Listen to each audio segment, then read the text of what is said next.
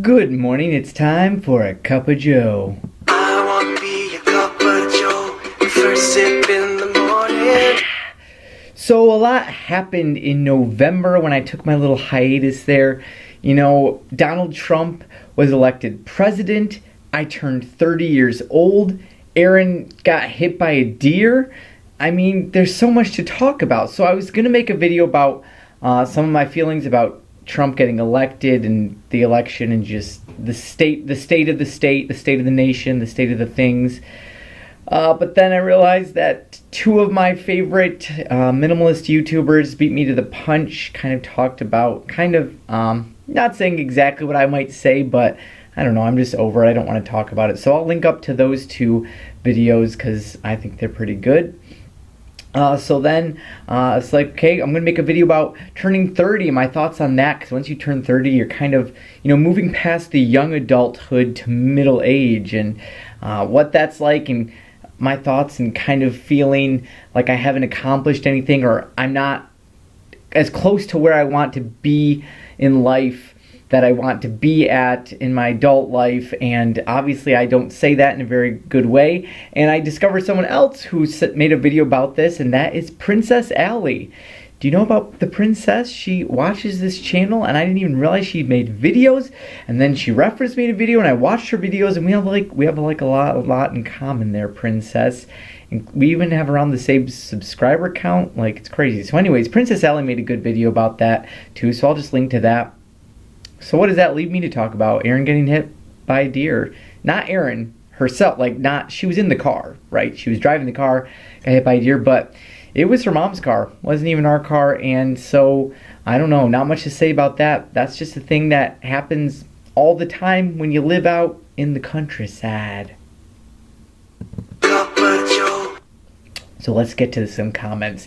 I was talking about, in one of my videos, a couple of my videos, kind of been talking about being called, God calling us to have children when we're married. Someone accused me of hoarding children. Joanna Jean says, families are increasingly falling apart, and that, in my opinion, is not conducive to child rearing. Joanna Jean, I will drink to that. Rachel Moat says, do you think that Christians, Catholics, can be married and not be called to have children? Good question. I think that bearing children, having children is one of the primary purposes of getting married, or at least it should be.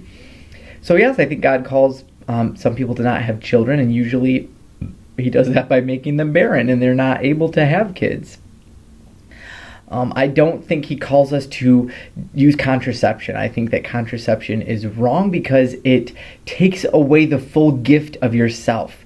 When you are married and when you are in the marriage bed, you are supposed to be fully giving yourself without holding anything back. And contraception is holding something back. It's saying, I'm afraid of having this child.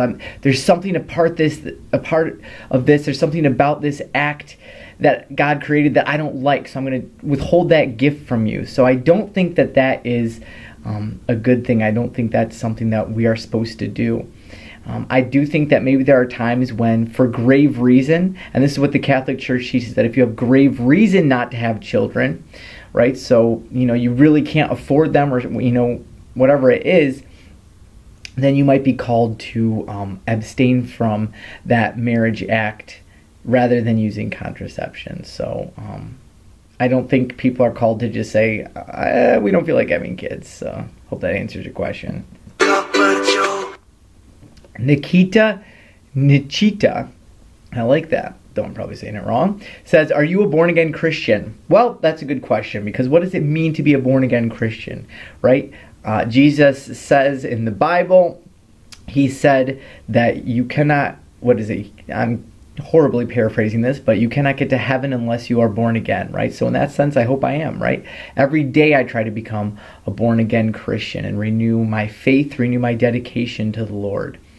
In the sense of, I don't know what the Protestant meaning of that is, I guess, someone who dedicates their life to the Lord. So I guess in that sense, I don't know.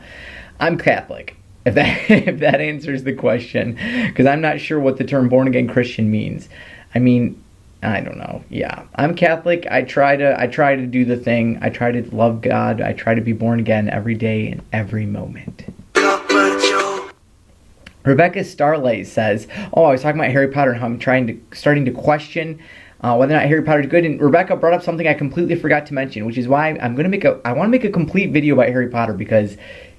But anyways, Rebecca says the Harry Potter series isn't very kid friendly. All he does the whole time is disobey and then get rewarded because he saves the day.